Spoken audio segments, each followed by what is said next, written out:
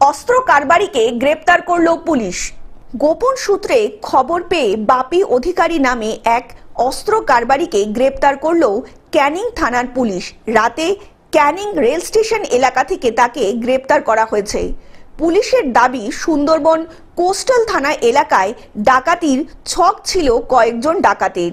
সেই ডাকাতদের আগেই অস্ত্র সাপ্লাই দেওয়ার কথা ছিল বাপির। অন্যদিকে রাতে পিয়ালি থেকে দুই দুষ্কৃতীও আসার কথা ছিল ক্যানিংয়ে।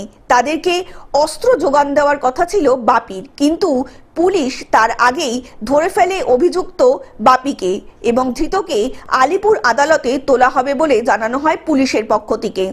দক্ষিণ 24 পরগনা থেকে বাবলু প্রামাণিকের রিপোর্ট, গ্লোব নিউজ।